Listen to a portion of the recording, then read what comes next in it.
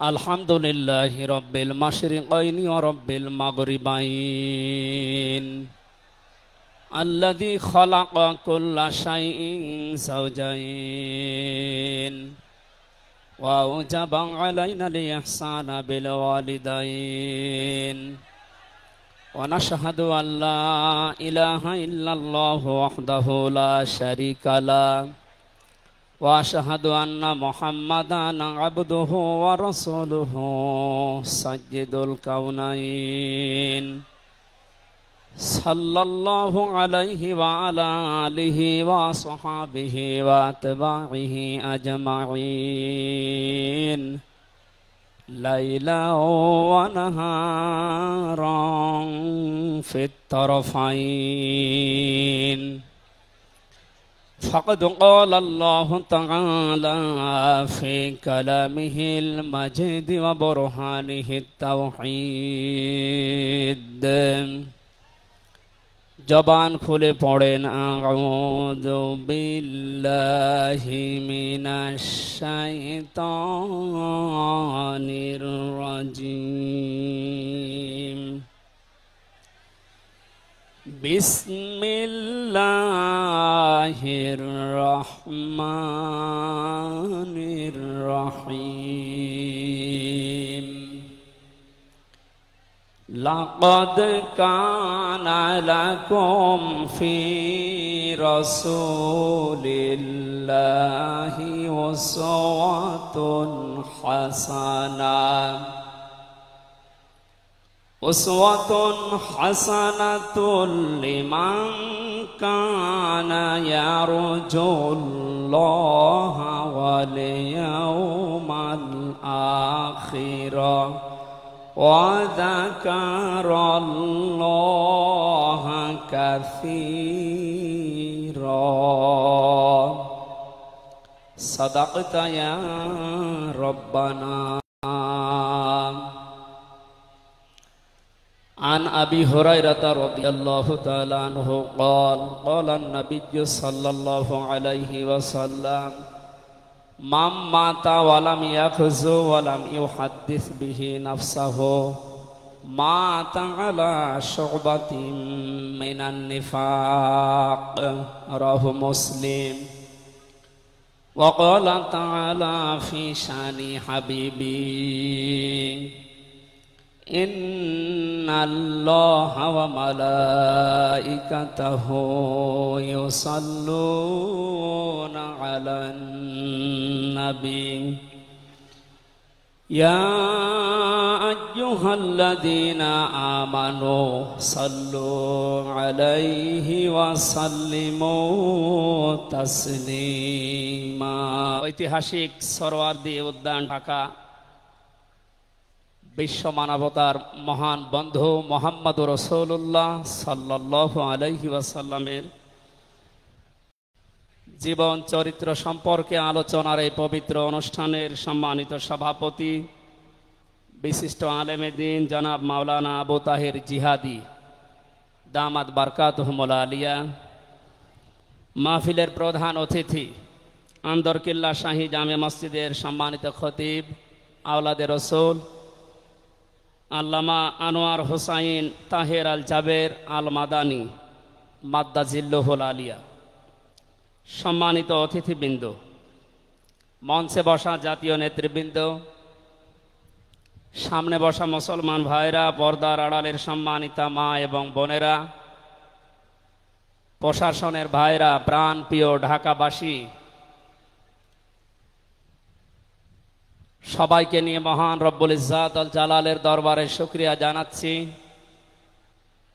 যিনি মহামানবের জীবন চরিত্র সম্পর্কে আলোচনার এই পবিত্র অনুষ্ঠানে আমাদেরকে হাজির হওয়ার তৌফিক দিলেন। জবান খুলে বলছি আলহামদুলিল্লাহ। কথা বলার প্রথমে আমি স্মরণ করছি 2024 সালের আগস্টের 5 তারিখ পর্যন্ত যারা মুক্তভাবে কথা বলার পরিবেশ তৈরি করে দেওয়ার জন্য নিজের জীবন পর্যন্ত দিয়ে গেলেন, শাহাদতের সর্বোচ্চ মাকাম আল্লাহ যেন তাদেরকে দান করেন। আমরা কিছু ভিডিও দেখতে পাচ্ছি, অনেকে বলছে তারা শহীদ হয়নি, তারা নিজেদের বুককে গলির সামনে, অস্ত্রের সামনে পেতে আত্মহত্যা করেছে। তারা কাদের কাছ থেকে কি পেয়ে কি খেয়ে কথা বলছেন আমি জানি না। কোরআনে কারিমে আল্লাহ তাআলা ১৫০০ বছর আগে জানিয়েছে। শহীদ এর শব্দটা আমাদের এই বাংলাদেশ, ভারত, পাকিস্তানে যেভাবে ব্যবহার হয়, এটা এত সস্তা বিষয় না, অনেক দামি বিষয়। শহীদদের ব্যাপারে কথা যেন মানুষ উল্টা পাল্টা না বলে, এজন্য মানুষের মুখের উপরে আল্লাহ নোটিশ জারি করে দিয়েছে। আল্লাহ পাক বলেন, ওয়ালা তাকুলু লিমান ইউকতালু ফি সাবিলিল্লাহি আমওয়াত বাল আহইয়াউন ইনদা বাল আহইয়াউ ওয়ালাকিন লা তাশউরুন। সূরা বাকারার ১৫৪ নম্বর আয়াতে আমি যতগুলো তাফসীর পড়েছি, সব মুফাসসির আয়াতের ব্যাপারে একই বক্তব্য দিয়েছেন। আল্লাহ পাক তামাম দুনিয়ার সব মানুষের মুখের উপরে নোটিশ দিয়েছেন, ওয়ালা তাকুলু, কেউ এ কথা বলবা না যে মানুষগুলো আমি আল্লাহর জন্য জীবন দিয়েছে, এরা মারা গেছে, কথা কখনো বলবা না। কারণ তারা জীবিত এবং তারা, তোমরা এই বিষয়টা বোঝো না, উপলব্ধি করতে পারো না। মুখের পরে মানুষ যেহেতু অন্তর দিয়ে ধারণা করতে পারে, এজন্য আল্লাহ হৃদয়ের উপরে, অন্তরের উপরেও নোটিশ দিয়েছেন, ওয়ালা তাহসাবান্নাল্লাযীনা কুতিলু ফি সাবিলিল্লাহি আমওয়াতা বাল আহইয়াউন ইনদা রাব্বিহিম ইরযাকুন। সূরা আলে ইমরানের ১৬৯ নম্বর আয়াতে আল্লাহ জানিয়েছেন, মুখ দিয়ে তো বলাই যাবে না যে শহীদরা মারা গেছে, এমনকি অন্তরে ধারণাও আনবে না যে শহীদরা মারা গেছে, বরং তারা জীবিত এবং আমি আল্লাহর কাছে তারা রিজিক প্রাপ্ত হচ্ছে। বলেন আল্লাহু আকবার। এই আয়াতটা যে ১০০% বাস্তব। আমি কিছুদিন আগে গিয়েছিলাম গাইবান্ধা, বাংলাদেশ ইসলামী ছাত্র শিবিরের সদস্য ছিলেন ভাইটা। আগস্টের ৫ তারিখের আগে তিনি জীবন দিয়েছেন জালিমের বুলেটের সামনে। শহীদ সাব্বির হোসাইন, ১ মাস পরে তার কবর ভেঙে গিয়েছিল এই বৃষ্টির পানিতে। তাজা রক্ত কবর থেকে বের হতে দেখা গিয়েছে। একটা মানুষ যদি খাবার না খাবে তাহলে রক্ত পেল কোথায়? এজন্য এগুলো যারা ছড়াচ্ছেন, আমরা আশা করব এই বিষয়গুলো আর সামনে নিয়ে আসবেন না। আমরা কোরআনে কারিমের আয়াতের উপরে ১০০% বিশ্বাস করি এবং একথা বলি, জালেমের জুলুমের সামনে যারা নিজের জীবন পর্যন্ত দিয়ে গেলেন আগস্টের ৫ তারিখের আগ পর্যন্ত, প্রত্যেকেই শহীদ যাদের ঈমান আছে, এবং আল্লাহ তাদেরকে যেন শাহাদাতের সর্বোচ্চ মাকাম দান করেন। বলেন আমিন। কোথায় ছিলাম আমরা আর কোথায় আছি এখনো বাস্তবতা টের পান না। কিছুদিন আগে বাংলাদেশ জামাত ইসলামের কেন্দ্রীয় আমিরে জামাত ডক্টর শফিকুর রহমান কুষ্টিয়াতে গিয়েছিলেন। প্রায় ৫,০০০ মানুষকে নিয়ে তিনি একটা অনুষ্ঠান করলেন। যারা ১৬ জন শহীদ হয়েছিল কুষ্টিয়ায়, বাংলাদেশ জামাত ইসলামের পক্ষ থেকে ২ লক্ষ করে টাকা তাদের পরিবারের হাতে তিনি তুলে দিলেন। প্রায় ২.৫-৩ ঘন্টায় অনুষ্ঠানগুলো আমরা দেখলাম। বলেন তো, আগস্টের ৫ তারিখের আগে ৫,০০০ না, এরকম মানুষ যদি ৫ জন এক জায়গায় হইতো ১৪টা মামলা হয়ে যেত। কোথায় ছিলাম আমরা আর কোথায় এখন পৌঁছিয়েছি, এরপরও যদি এটাকে কেউ নিয়ামত মনে না করে। গতকালকের একটা জরিপ আমি পেয়েছি, বাংলাদেশে ১০০ জনের ১৪ জন এখনো পর্যন্ত, আপা আপনি ঘাবড়াবেন না, আমরা নরম হয়ে যাই, এ দলে আছে। ১০০ জনের কতজন? 100 জনের 28 জন এখনো পর্যন্ত থালা নেওয়ার জন্য খুব তাড়াতাড়ি করছে। আমি নাম নাই নিলাম। আনন্দের বিষয়, 100 জনের 58 জন মানুষ এখন চাচ্ছে এদেশে আল্লাহর বিধান দিয়ে জমিনটা চলুক। আগস্টের 5 তারিখ খুব বেশি দিন যায়নি।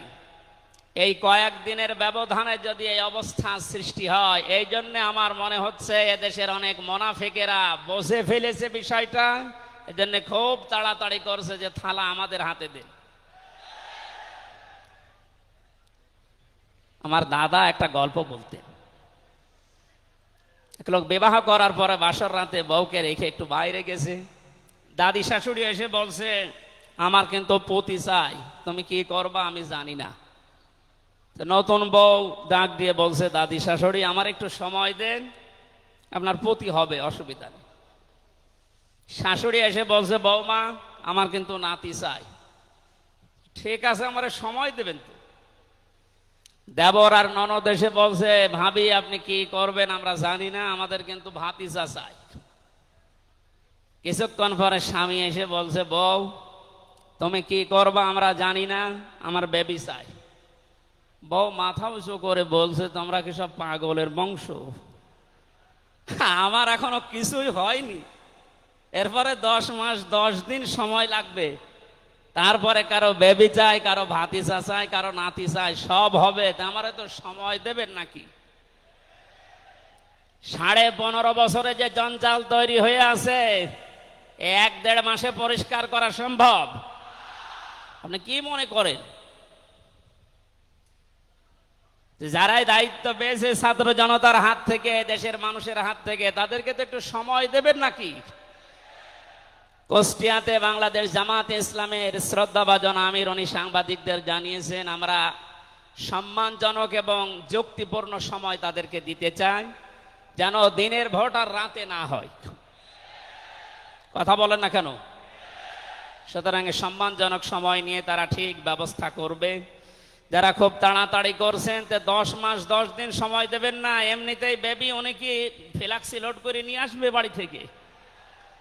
সুতরাং আমরা চাচ্ছি, সংস্কার যখন আরম্ভ হয়েছে দেশে, 1628টা চেয়ার আছে এই দেশের মেন চেয়ার, এই চেয়ার না, যিনি পালিয়েছে তার চেয়ার থেকে শুরু করে এদেশের ওসি সাহেবের চেয়ার পর্যন্ত আপনি গণনা করবেন, 1628টা চেয়ার হয়।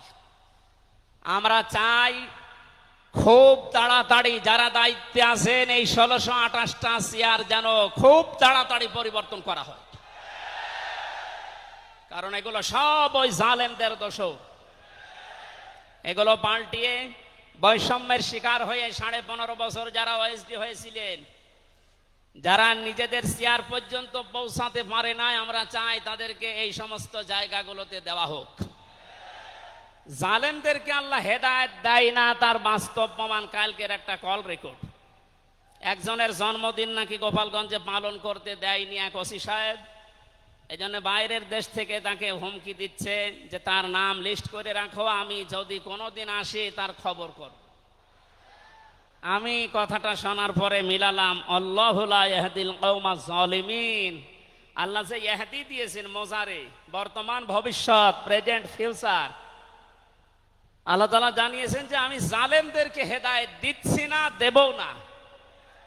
কালকের কল রেকর্ড শোনার পরে আমার মনে হচ্ছে ওনার কপালে হেদায়েত নেই এবং আল্লাহ দেবেও না।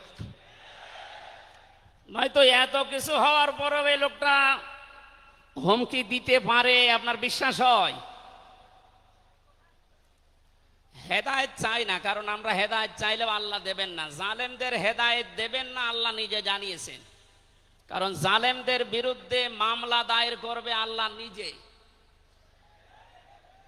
এটা আমি বানালাম। সূরা শুরা 25 নম্বর পারা 6 নম্বর পৃষ্ঠার 13 নম্বর লাইনের 42 নম্বর আয়াতে আছে, ইন্নামাস সাবিলু আলাল্লাযিনা ইয়াযলিমুনান নাস, ইলা আখিরি আয়া। আল্লাহ পাক বলেন, অবশ্যই আমি আল্লাহ নিজে মামলা দায়ের করব, কেস করব, অভিযোগ দাখিল করব তাদের বিরুদ্ধে যারা মানুষ হয়ে মানুষের বিরুদ্ধে জুলুম করে। আল্লাহ ইয়াজলিমুন আল মুসলিমুনা দেননি, যে মুসলমানদের উপরে যারা জুলুম করে, ইয়াজলিমুন আন নাস দিয়েছেন, যারা মানুষের উপরে জুলুম করে, অত্যাচার করে, এরা আমির হামজার মামলার আসামি না, এরা সরাসরি আল্লাহর মামলার আসামি। 1628 জন যারাই ছিলেন, আর আপনারা কিন্তু বাংলাদেশের কারো মামলার আসামি না, সবাই এখন আল্লাহর মামলার আসামি। মামলার বাদী যত বড় হয়, মামলা তত কঠিন হয়, এবং জামিন পাওয়াও তত কঠিন হয়। আপনারা জানেন আমি 3টি বছর জেলে ছিলাম। আমার যে মামলা ছিল, আমার মনে হয় যদি সাজাও লাগিয়ে দিত সর্বোচ্চ 3 মাস। কিন্তু মামলার বাদী যেহেতু একেবারে আল্লাহর ওলি, এই জন্যে বহুবার মামলা সিএমএম কোর্ট, জজ কোর্ট, হাইকোর্টে ওঠার পরও বলে না, হবে না। এই কয়েকদিন আগে মামলা আমার সব খারিজ হয়ে গেছে।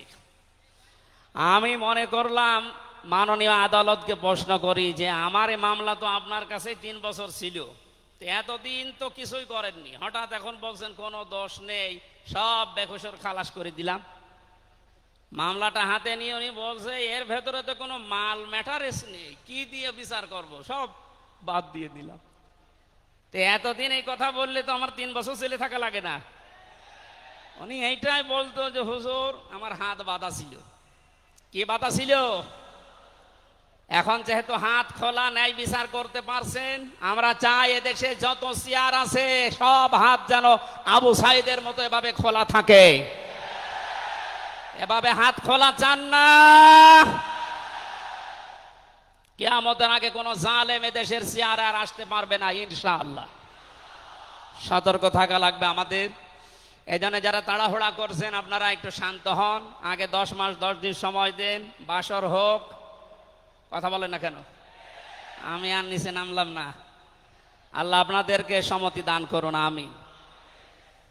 দরুদ আর সালাম পড়ছি আমাদের নবী মুহাম্মদুর রাসূলুল্লাহ সাল্লাল্লাহু আলাইহি ওয়াসাল্লামের প্রতি। আজকে সেই বিকাল 3টা থেকে শুরু করে রাত 9টা পর্যন্ত এদেশের পতিত দশা আলেমদের মুখে, ইসলামিক চিন্তাবিদদের মুখে এবং জাতীয় নেতৃবৃন্দের মুখে আপনারা নবীর সিরাত সম্পর্কে বিভিন্ন কথা শুনতেছেন। আমি লাইভ দেখছিলাম। আমার আজকের আলোচনার বিষয় রাসূল সাল্লাল্লাহু আলাইহি ওয়াসাল্লাম কেন একমাত্র আদর্শ। এই পয়েন্টের উপরে কোরআন শরীফ থেকে, হাদিস থেকে আমি 18টা পয়েন্ট বের করেছি। খুব সংক্ষেপে এর উপরে আপনাদের সামনে কথা উপস্থাপন করার চেষ্টা চালাবো ইনশাআল্লাহ। ওমা তাওফীকি ইল্লা বিল্লাহ। জবান খুলে কোরআনের এই সোনালী আয়াতটা একটু পড়েন। আউযু বিল্লাহি মিনাশ শাইতানির রাজিম। বিসমিল্লাহির রহমানির রহিম।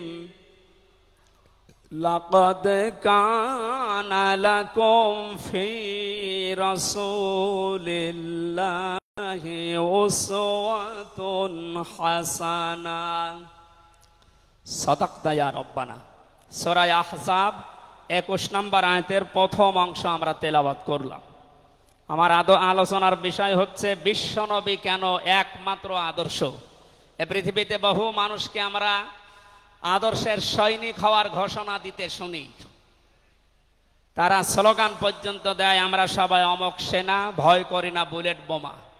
আজকের আলোচনার পরে এটা ক্লিয়ার হবে, বিশ্বনবী বাদ দিয়ে অন্য কারো আদর্শের সেনার ঘোষণা যদি কেউ দেয়, এ মারা গেলে নবীর সুপারিশ থেকে বঞ্চিত ও চির জাহান্নামী। আমরা যেহেতু মানুষ এবং আমরা মুসলিম, আমরা জাহান্নামে যেতে চাই না। এই ছোট্ট ভুলের কারণে এই ভুলটা আজকে শুধরিয়ে নেব ইনশাআল্লাহ। সূরা আহজাব কোন সূরা বলেন তো? এটা ক্লাস চলছে, ছাত্রের মতো জবাব দেবে। আহজাব শব্দের শাব্দিক অর্থ দল সমূহ। এর এক বচনে হচ্ছে হিজবুন। হিজবুন মানে দল। পৃথিবীতে দল আছে 2টা। প্রশ্ন আসতে পারে বাংলাদেশে প্রায় 73টার উপরে দল, আর দল 2টা মানে? হ্যাঁ, দল একটা হচ্ছে আল্লাহর দল, একটা হচ্ছে শয়তানের দল। আমরা সামনে বিস্তারিত ওই 2টা দলের উপরে কথা বলবো ইনশাআল্লাহ। দল করা লাগবে এই ঘোষণা আমির হামজার না আল্লাহর? এই শব্দটা শুনলে অনেকে মানধাত আমলের দিকে নিয়ে যায়। আপনি আলেম মানুষ, হুজুর মানুষ, ইমাম সাহেব মানুষ, আপনি দল দাঁড়িয়ে এগুলো করবেন কেন? কোরআনে কারিমের যদি কেউ একটা আয়াত অবিশ্বাস করে আর ইমান থাকার কথা। আল্লাহ পাক বলেন ওয়ালতাকুম মিনকুম উম্মাতুন, তোমাদের ভেতরে অবশ্যই একটা দল থাকতেই হবে। তাহলে দল এই শব্দটা কোরআনে আছে না নেই? দল এই বাংলায় নেই, কিন্তু উম্মাতুন এই শব্দ তো আছে। আমি সেই দিন গাইবান্ধায় ওই দিন আলোচনা করার পরে একজন মুসলিম হয়েছিল, জিজ্ঞাসা করলাম।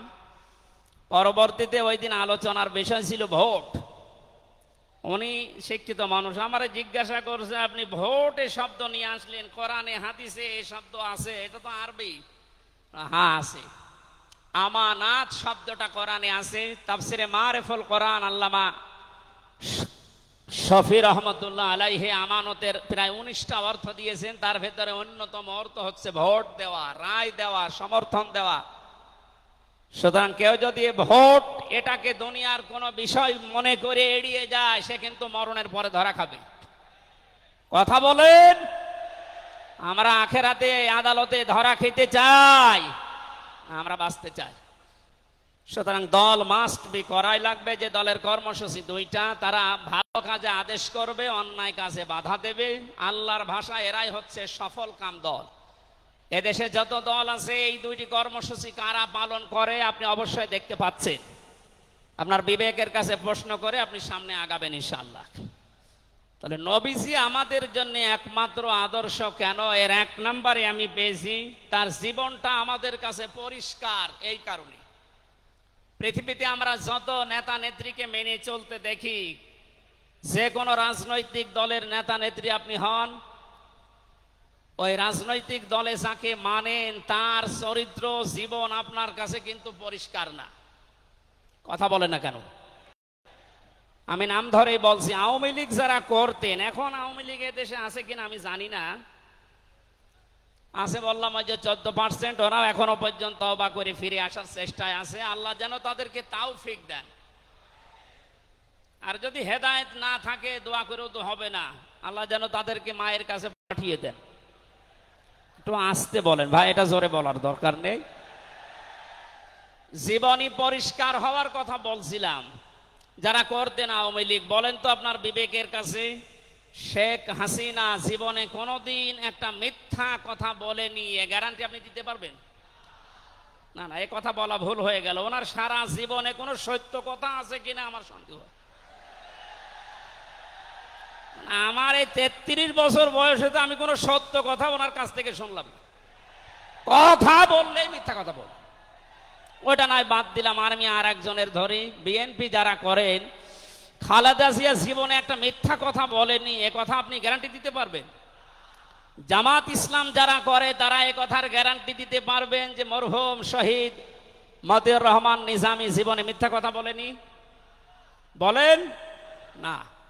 চরমনাই পীরের মুরিদ যারা, তারা কি গ্যারান্টি দিতে পারে সৈয়দ রেজাউল করিম জীবনেও মিথ্যা কথা বলেনি?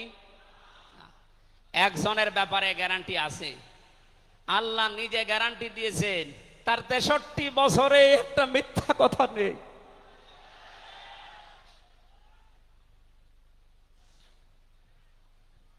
এই জন্য বিশ্বনবী আমাদের একমাত্র আদর্শ হওয়ার কারণ এই যে জীবনে 63 বছরে একটাও মিথ্যা কথা বলেননি। জোরে বলেন আল্লাহু আকবার। এটা যে কত বড় বিষয় আপনি চিন্তা করলে আপনি চিন্তার রেখা শেষ করতে পারবেন না।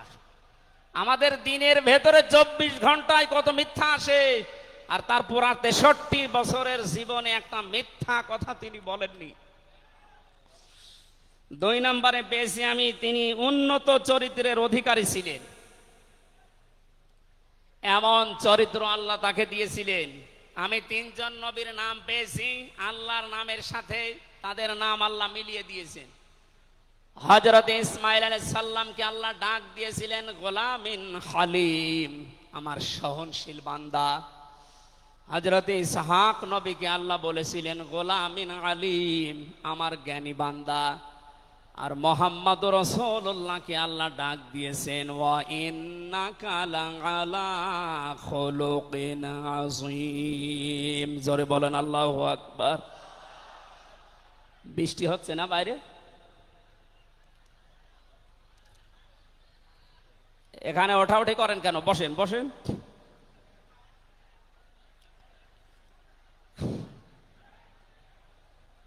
এই কোরআনের আলোচনার ভেতরে কথা বললে কিন্তু গুনাহ হবে ভাই, কথা বলা যাবে না। কষ্ট হলে ওইভাবে থাকেন, কথা বলবেন না। 3 নম্বরে পেয়েছি আমি সূরা ইউনূসের 58 নম্বর আয়াতে আল্লাহ তাআলা জানিয়েছেন বিশ্ব নবী তোমাদের জন্য একমাত্র আদর্শ হওয়ার কারণ তিনি শ্রেষ্ঠ সম্পদ। قل بفضل الله وبرحمته فبذلك فليفرحوا هو خير مما يجمعون। নবী আপনি বলুন, তামাম দুনিয়ার মানুষেরা যা গেইন করে, যা অ্যাচিভ করে, যা অর্জন করে, যা কিছু পেয়ে আনন্দে আছে, আমি আল্লাহর কাছে এই পৃথিবীর শ্রেষ্ঠ সম্পদ হচ্ছে আপনি। জোরে বলেন আল্লাহু আকবার। সুতরাং আপনার আদর্শ পেয়েছে যারা, সে মানুষগুলো যেন আনন্দে থাকে, তারা যেন খুশি হয়। এজন্য আগস্টের 5 তারিখের আগ পর্যন্ত এদেশের 100 জনের মাত্র 15 জন মানুষ বিশ্ব নবীকে একমাত্র আদর্শ মানতেন। তারা খুশি ছিলেন, রাজি ছিলেন। মাত্র 1 মাস কয়েক দিনের ব্যবধানে এই যে 100 জনের এখন 58 জন মানুষ বিশ্ব নবী ছাড়া আর কাউকে বুঝতে চাচ্ছে না। সময়টা যেতে জেনে দেশের 100 জনের 100 জন মানুষ চাইবে বিশ্ব নবী ছাড়া কারো আদর্শ মানি না। সংক্ষেপ করছে আমাদের প্রধান অতিথি এসে পড়েছেন, এই জন্য 4 নম্বরে পেয়েছি এই পৃথিবীর ময়দানে বিশ্ব নবী মুহাম্মদুর রাসূলুল্লাহ হচ্ছেন আল্লাহর পক্ষ থেকে আমাদের জন্য, বিশেষ করে মুমিনদের জন্য সবচাইতে বড় অনুগ্রহ। সূরা আলে ইমরানের 164 নম্বর আয়াতে আল্লাহ ঘোষণা দিচ্ছেন লাকাদ মান্নাল্লাহু আলাল মুমিনিনা ইয লাকাদ মান্নাল্লাহু আলাল মুমিনিনা ইয বাআসা ফীহিম রাসূলা ইলা আখিরি আয়া। অবশ্যই মুমিনদের জন্য এই পৃথিবীর ময়দানে বিশ্বনবী মুহাম্মদুর রাসূলুল্লাহ আল্লাহর পক্ষ থেকে একটা অনুগ্রহ। আমরা এক একটা আয়াতের ভেতরে বিভিন্ন তাফসীর অনুযায়ী যত কথা আল্লাহ জানিয়েছেন নবীর সম্পর্কে, এই প্রচন্ড গরম আপনাদের কষ্ট হবে যেন আমি খুব সামারাইজ করছি। 6 নম্বরে পৃথিবীর ময়দানে বিশ্বনবী একমাত্র আদর্শ হওয়ার পেছনে কারণ এই, তিনি গোটা জাহানের জন্য ছিলেন একমাত্র রহমত। সূরা আম্বিয়ার 107 নম্বর আয়াতে আল্লাহ এই ঘোষণা দিয়েছেন ওমা আরসালনাকা ইল্লা রাহমাতাল লিল আলামিন। বলেন আল্লাহু আকবার।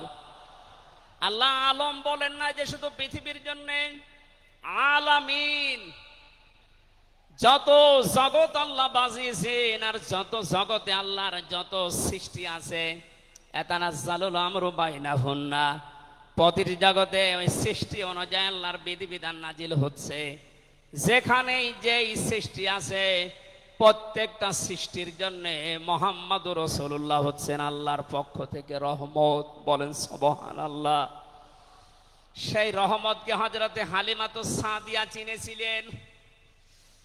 কোলে নেওয়া থেকে শুরু করে বাড়ি পর্যন্ত যেখানে নিয়ে গেছেন, সিরাত ইবনে হিশাম বলছে সব জায়গায় হালিমাতুস সাদিয়া বিশ্ব নবীর মাধ্যমে আল্লাহর রহমত পেয়েছিলেন।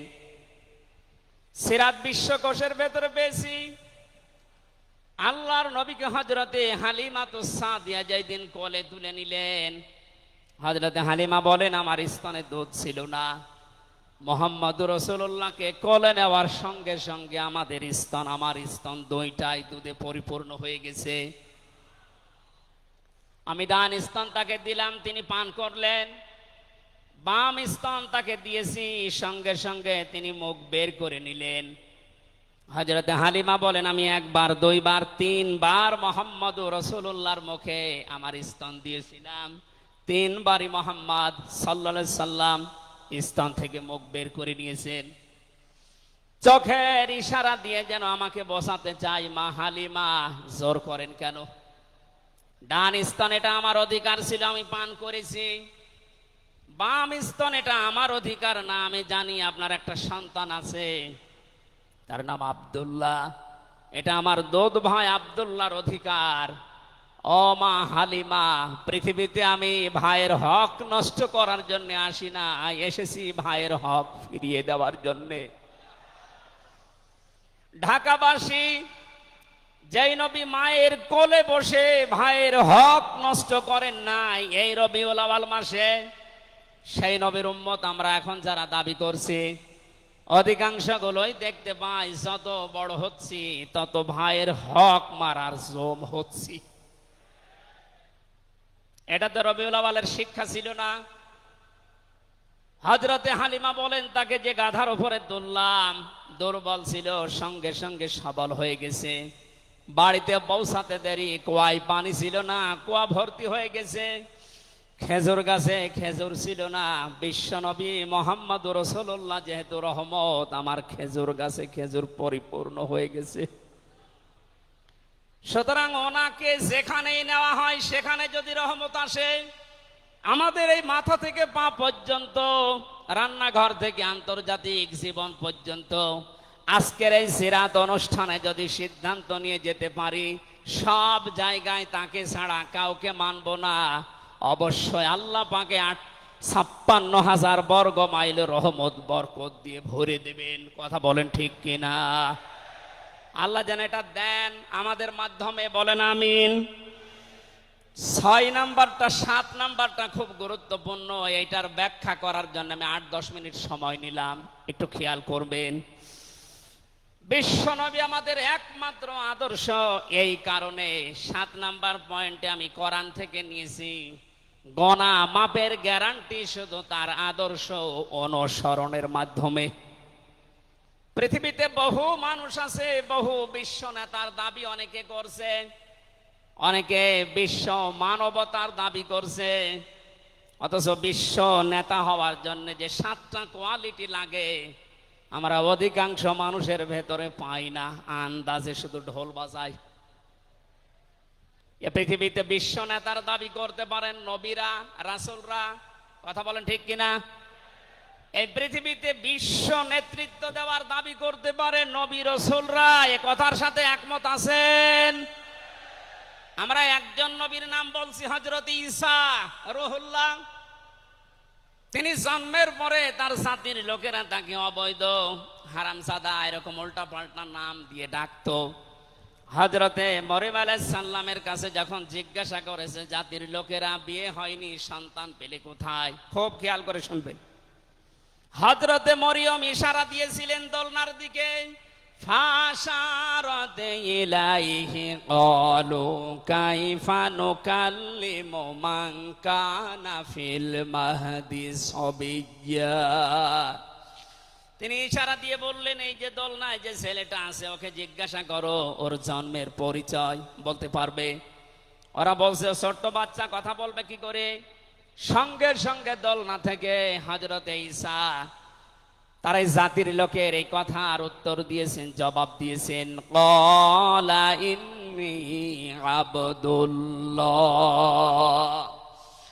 আতানিয়াল কিতাবা ওয়া জাআলানি নাবিয়্যা ওয়া জাআলানি মুবারাকান আইনামা কুনতু ওয়া আওসানি বিস-সালাতি ওয়াজ-যাকাতি মা দুমতু হাইয়্যা।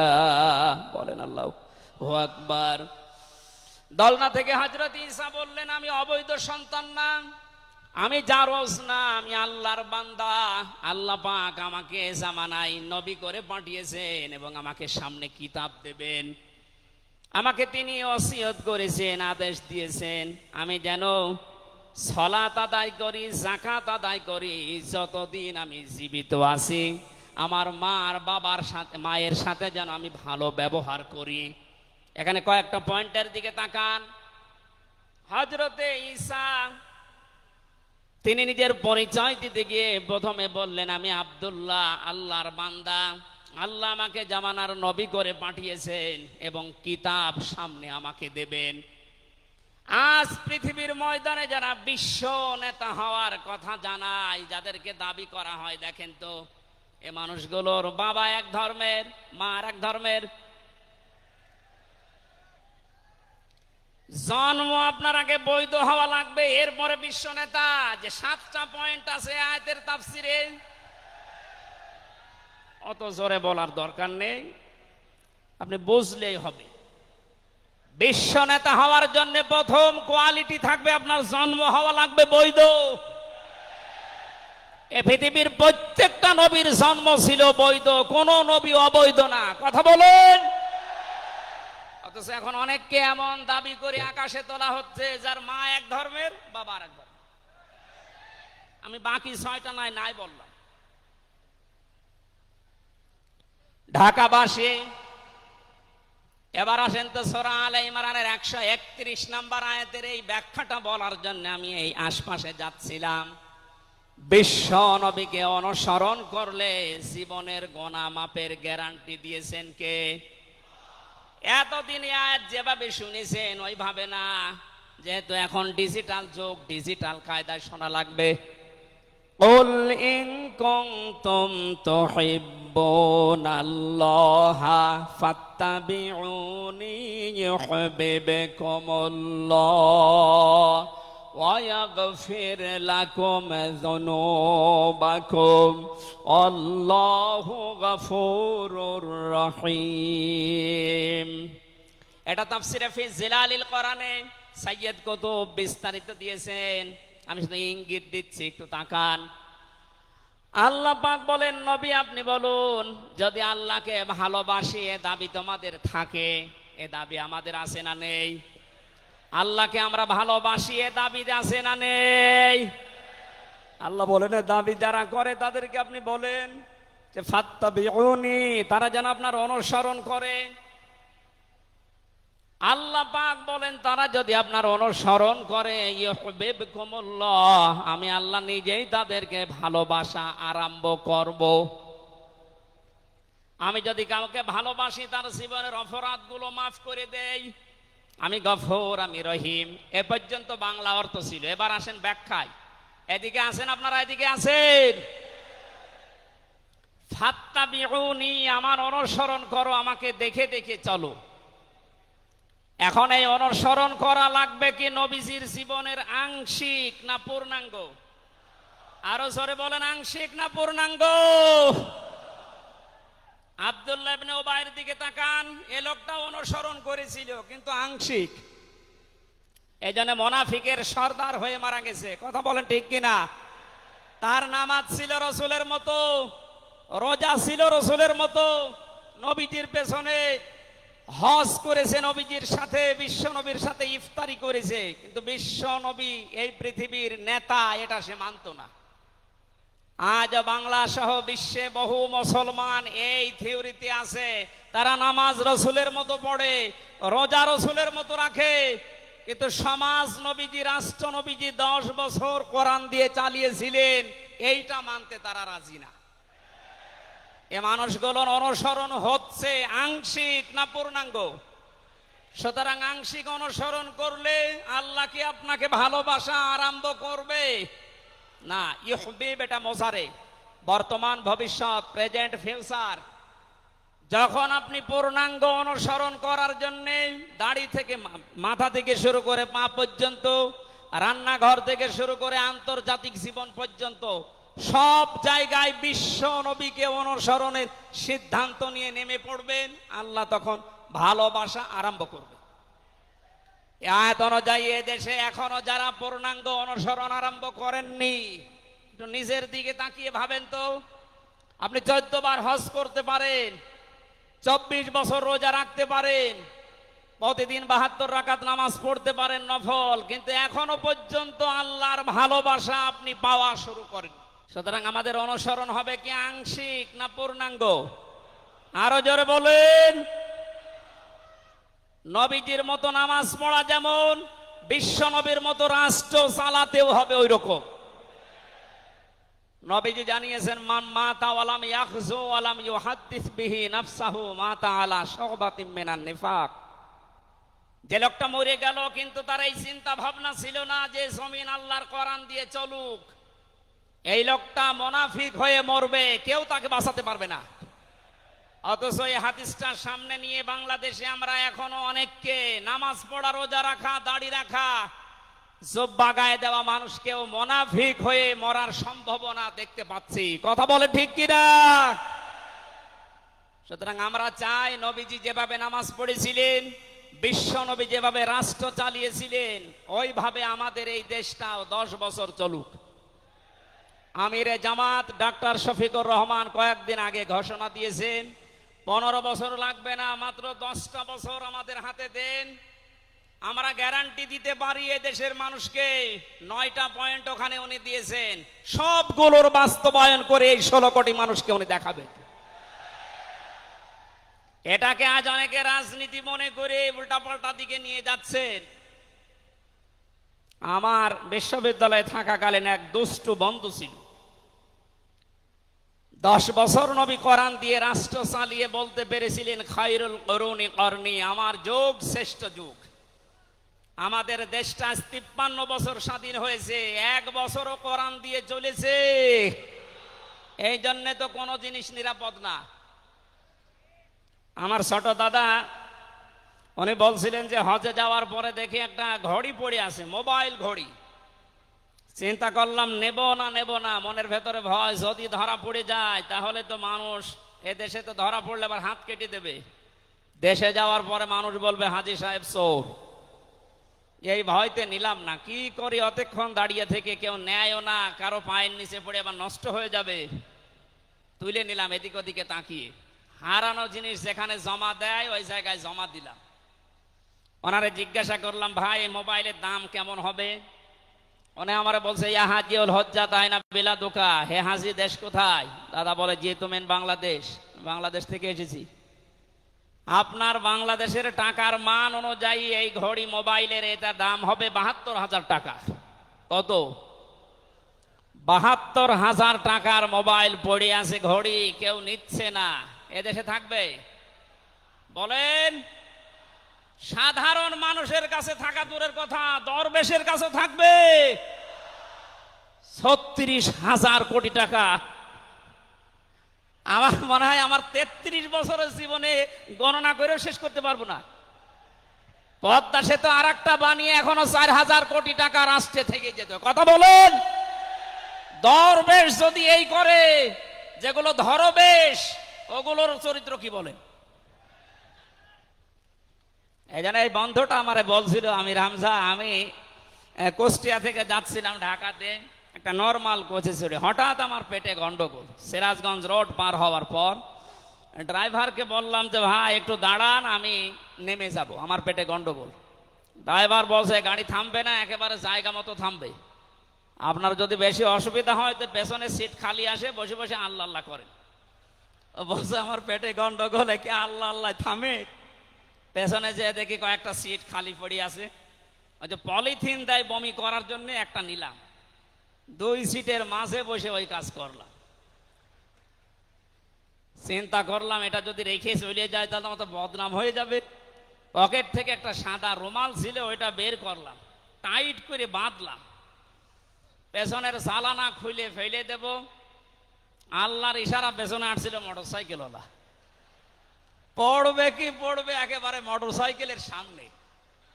ও বলছে জালনা দিয়ে তাকিয়ে আছি, দেখলাম মোটরসাইকেলওয়ালা এদিকে ওদিকে তাকিয়ে, ও মনে করছে নতুন রুমালে থপ করে পড়লো কি। এ রুমাল যখন নতুন, ভেতরের জিনিসও মনে হয় নতুনই হবে। ও বলে তুলে নিল, ও বাড়ি যে টের পাবে যে কোন নতুন জিনিস। এই জন্য বলছে হামজা, আমাদের দেশে পায়খানা পর্যন্ত নিরাপদে নেই, এর বাস্তব প্রমাণ আমারটা। অথচ আমির জামাত গ্যারান্টি দিয়েছেন চুরি থাকবে না, শুধু পায়খানা না, 36,000 কোটি না, 36 পয়সাও চুরি হবে না, 10 বছরের জন্য ছেড়ে দেন দেশটা। আপনারা ওনার সাথে একমত কিনা? কারা কারা ওনাদের হাতে দিতে চান দেখি, লিল্লাহি তাকবীর।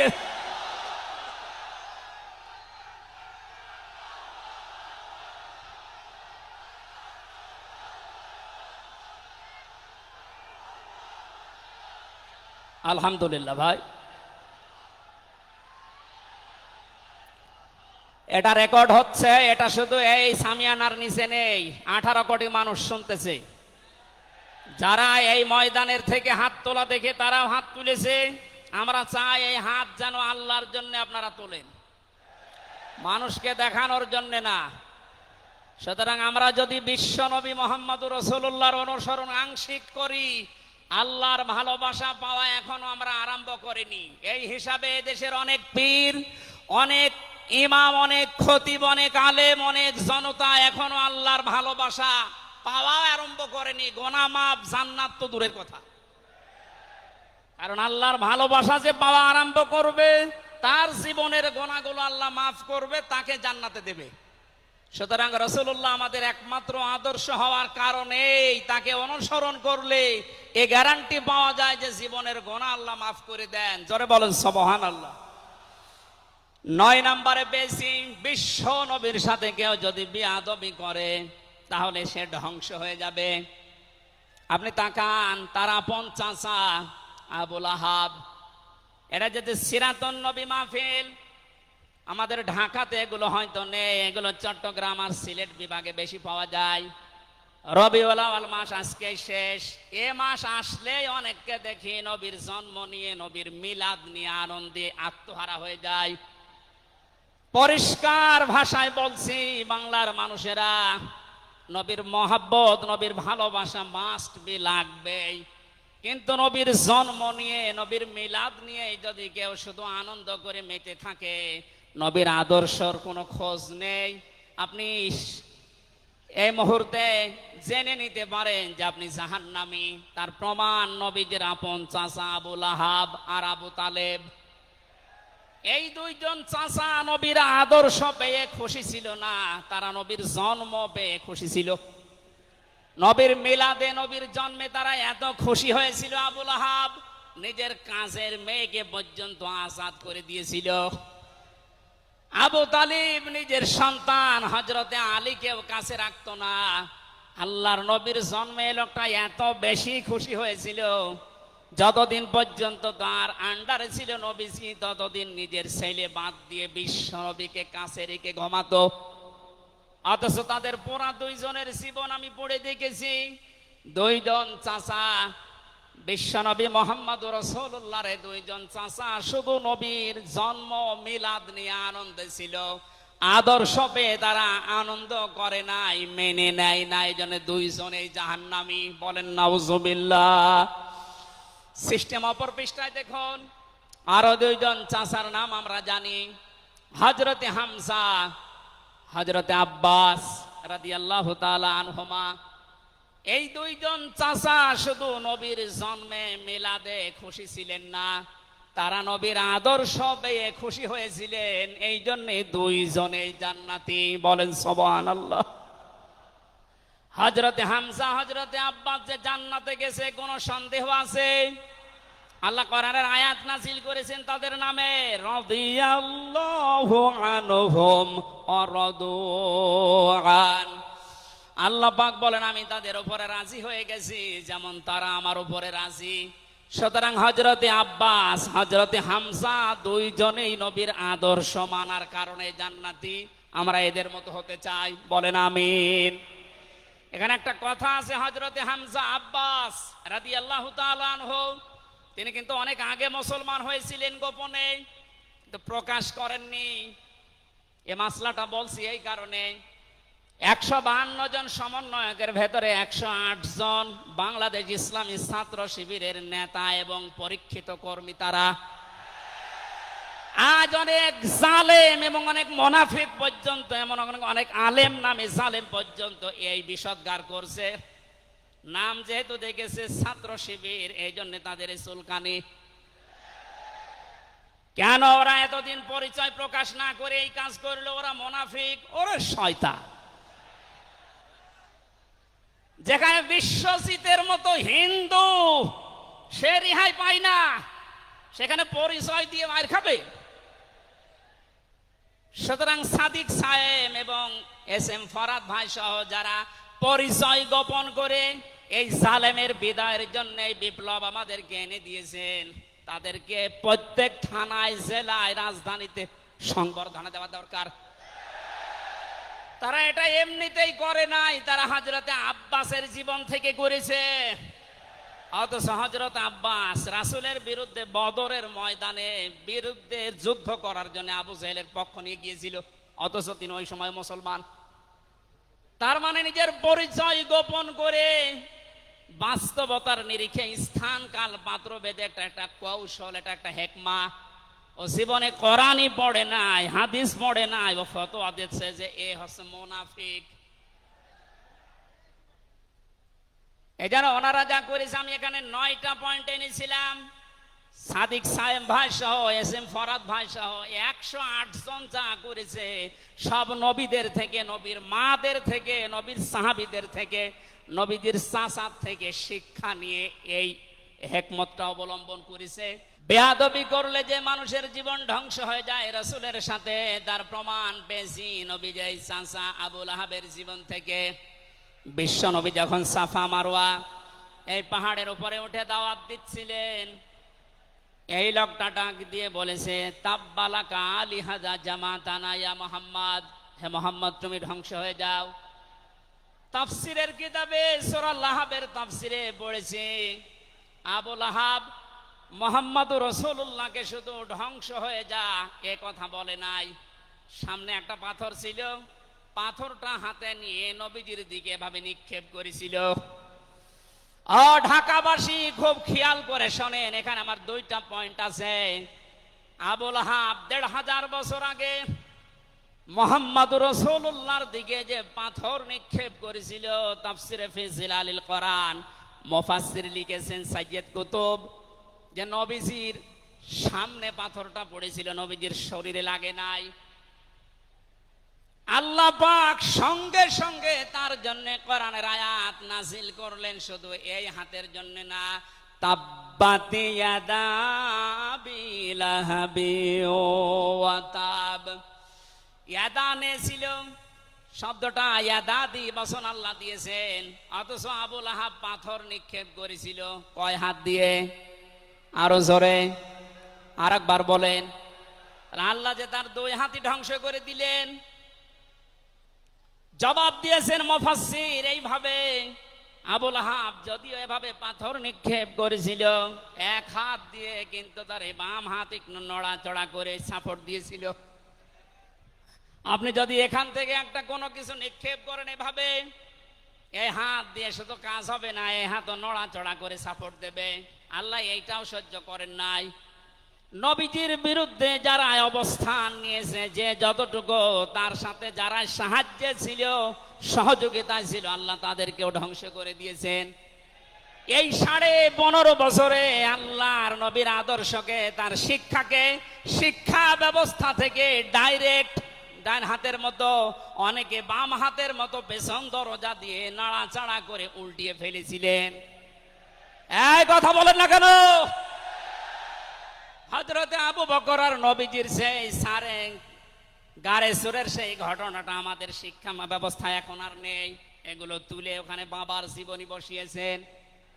সুতরাং নবীজিকে যারা আঘাত দিয়ে শিক্ষা ব্যবস্থা থেকে 96% মুসলমানের এই দেশে নবীর আদর্শ বাদ দিয়ে অন্য কাউকে যারা বসাতে চেয়েছিলেন, যারা ডাইরেক্ট এগুলো করেছিলেন, যেগুলো মন্ত্রণালয়ের দায়িত্বে ছিল, বাম হাত দিয়ে যারা পেছন দরজা দিয়ে নাড়াচাড়া দিয়েছেন, উপদেষ্টা মণ্ডলের ভেতরে 2 জন আছে, তারা সমকামিতা প্রমোট করছেন, আমরা শুনতে পাচ্ছি।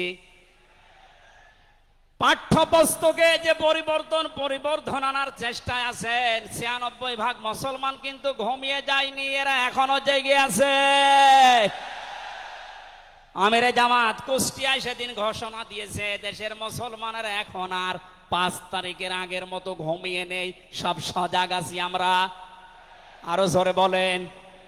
সুতরাং যারা ডান হাত দিয়ে চেষ্টা করছেন আল্লাহ বিরোধী, রাসূল বিরোধী, মানবতা বিরোধী এই কাজগুলোকে প্রমোট করার জন্য, বাস্তবায়নের জন্য, আর পেছনের দরজা দিয়ে যারা বিভিন্ন নাম নিয়ে আবুল আহাবের বাম হাতের মতো নাড়াচাড়া দিচ্ছেন, আল্লাহ পাক যদি ধরে আবুল আহাবের মতো ডান হাত বাম হাত সব কিন্তু ধ্বংস করে ছাড়বে। এই জন্য আমরা সাবধান বাণী উচ্চারণ করছি। এগুলোই যারা আছেন, আমি নাম নিলাম না, ছাত্র জনতা যেভাবে আপনাদেরকে উপদেষ্টা বানিয়েছে, আপনি 152 জনের 108 জনের দেখতে পারছেন না। এই মানুষগুলো কি চাই? 108 জন না, আমি 152 জনের সাথে যোগাযোগ রেখে দেখেছি, সবাই চায় এদেশে আল্লাহর বিধান চালু হোক। এই রবিউল আউয়াল মাসে রাসূলের চরিত্র যেভাবে শুনি ওটা যেন বাস্তবে দেখতে পাই, সেটা চালু হোক। 53 বছর তো দেখলে বাবা চালিয়েছিল, দুর্ভিক্ষে মরেছে অনেকে, আমি দেখি না, আমার তো 33 বছর, এ মুরব্বীরা দেখেছি। স্বামী চালিয়েছিল অনেকের চাচা চালিয়েছে 9 বছর, ভাবি চালিয়েছে, এমনকি বউ চালিয়েছে, এটা তো দেখলাম। এখন শুধুমাত্র কোরআন দিয়ে চললে, নবীর আদর্শ দিয়ে চললে দেশটা কেমন দেখা যায় এটা দেখতে বাকি আছে। এটা আপনারা দেখতে চান না সামনে? আমার জীবনের সবচাইতে বড় শখ, আকাঙ্ক্ষা, তামান্না এইটা, চর্ম চোখে যেন আল্লাহ আমাকে দেখায় যে 56,000 বর্গ মাইল তার কালাম দিয়ে চলছে। এটা দিয়ে চললে যে কেমন দেখা যায়, এটা মিনি জান্নাত হয়ে যাবে। আপনি বিশ্বাস করেন, এটা মিনি জান্নাত হয়ে যাবে। অনেকের এখনো পর্যন্ত শ্বশুর ভয় দেখাচ্ছে। আমির জামাত সেদিন বলেনি যে শ্বশুর ভয় দেখাচ্ছে মেয়েদেরকে যে তোমাদের ঘর বন্দি করে রাখবে। অনেকে যারা ডাল খায়, মামা বাবা খায়, লাল পানি খায়, এরা কি খাবে? দেশটা যদি কোরআন দিয়ে চলে, নবীর আদর্শ দিয়ে চলে, পুরা দেশটা হয়ে যাবে মসজিদের মতো। মসজিদে প্রবেশ করলে যত বড় বিড়ি খোর হোক, যত বড় ডাল খোর হোক, যত বড় বাবা খোর হোক, আর লাল পানি যেই খায়, ওই পরিবেশে গেলে কেউ কি চাইবে যে একটু লাল পানি খাই? কারণ পরিবেশটাই রহমত দিয়ে ভরপুর। কথা বলেন ঠিক কিনা? এজন্য মসজিদে প্রবেশ করতে হলে আল্লাহর রহমত আমরা কামনা করি। আল্লাহুম্মা আফতাহলি আবওয়াবা রহমাতিক, পুরা জায়গাটাই রহমত দিয়ে ভরপুর। আল্লাহর কোরআনের বিধান সেখানে চলে, এজন্য পুরা জায়গাটা রহমত দিয়ে ভরপুর করা। এই দেশটায় যদি আল্লাহর বিধান চালু হয়, রাসূলের আদর্শ চালু করতে পারি আমরা, পুরা দেশটা হয়ে যাবে মসজিদের মতো। তখন আর লাল পানি খেতে, বিড়ি খেতে আপনার মনে চাইবে না ইনশাআল্লাহ। আল্লাহ পাক বলেন, ওমান আহসানু কাওলাম মিম্মান দাআ ইলাল্লাহি ওয়া আমিলা সালিহান ওয়া ক্বালা ইন্নানি মিনাল মুসলিমিন। ওই লোকটার কথার চাইতে আর উত্তম কথা কে বলে দুনিয়ায়? যে লোকটা আল্লাহর দিকে মানুষকে ডাকে, নিজে ভালো ভালো কাজের আঞ্জাম দেয়, আর নিজে পরিচয় ওপেন করে যে আমি একজন মুসলমান। আমি কি? বাংলার মুসলমানেরা, আপনি আয়াতের দিকে 3টা বিষয় খেয়াল করেন। এদেশে কম বেশি আমরা 96% যেহেতু মুসলমান, এই জন্য আল্লাহর দিকে আমরা ডাকি, এটা আমি মেনে নিলাম। 2 নম্বরে, ভালো ভালো কাজের আঞ্জাম আমরা নিজের জায়গা থেকে,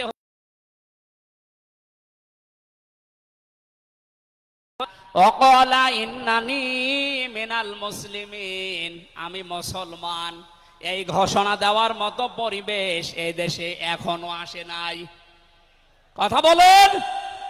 এখন এমন জায়গা অনেক আছে যেখানে আমি মুসলমান, এ কথা বলা এখনো সম্ভব না।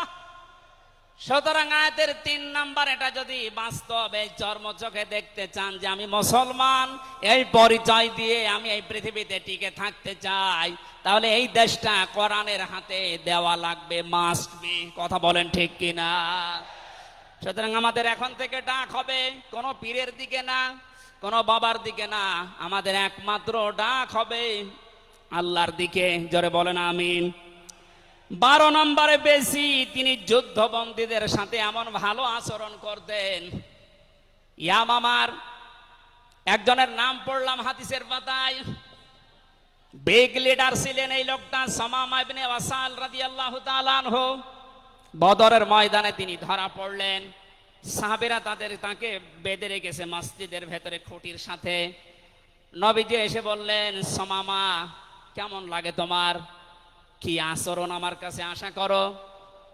লোকটা বলে, মুহাম্মদ সাল্লাল্লাহু আলাইহি সাল্লাম, আপনি আমাকে মেরেও ফেলতে পারেন, ছেড়েও দিতে পারেন।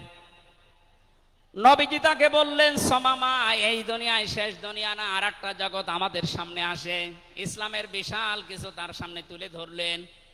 বাড়িতে যাওয়ার পরে নিজের হাতে রান্না করে খাবার পাঠালেন তার জন্য। দ্বিতীয় দিন আবার তাকে দাওয়াত দিলেন ইসলামের। বিশ্ব নবী নিজে উটের দুধ এক সাহাবীকে দিয়ে দহন করিয়ে গরম করে পাঠালেন। মনে হচ্ছে তিনি জামায় আদর করছেন, অথচ সে লোকটা যুদ্ধবন্দী। একটা যুদ্ধবন্দী মানুষের সাথে বিশ্ব নবীর যে আচরণ, এ পৃথিবী অবাক হয়ে গেছে। অথচ এই 15.5 বছরে যুদ্ধবন্দী না, কারাবন্দী, তাও অন্যায় ভাবে।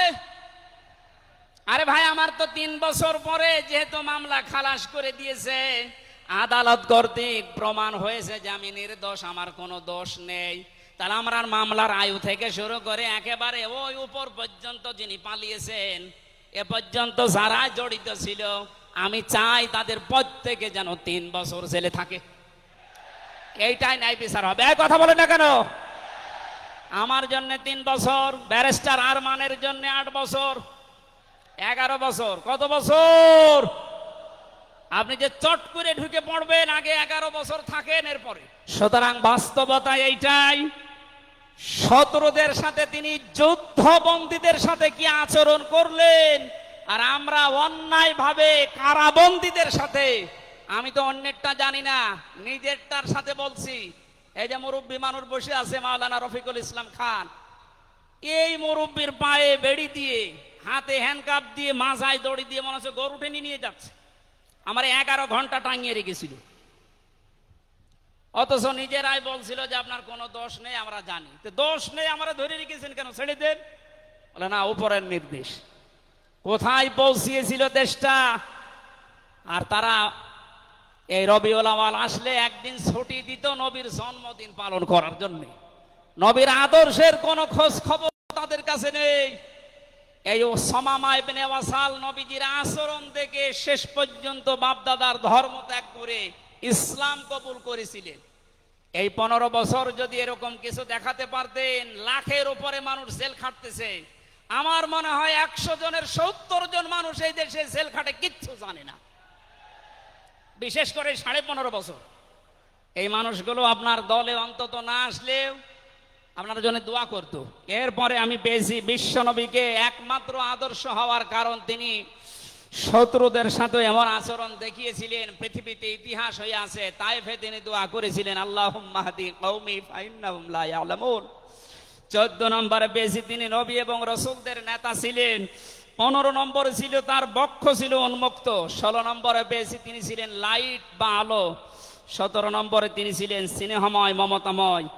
18 নম্বরে তিনি ছিলেন কমল হৃদয়ের অধিকারী। এক একটা শব্দের ভেতরে লক্ষ লক্ষ কথা আল্লাহ লুকিয়ে রেখেছেন। রাসূলের জীবনে 1 ঘন্টা 1.5 ঘন্টায় না, কিয়ামত পর্যন্ত যদি কেউ আলোচনা করে, আমি 31টা বিষয় সাজিয়েছি এক একটা পাঠ অনুযায়ী। সুতরাং এরকম যদি শুরু হয় তো 31 দিন একাধারে লাগার কথা আমার এই ক্ষুদ্র জ্ঞানে। যারা আরো বড় বড় আলেম এখানে বসে আছে, কিয়ামত পর্যন্ত আলোচনা শুনবেন, করবেন। আমাদের নবী আজিম খুলুকিন আজিম, কোনদিন শেষ হবে না ইনশাআল্লাহ।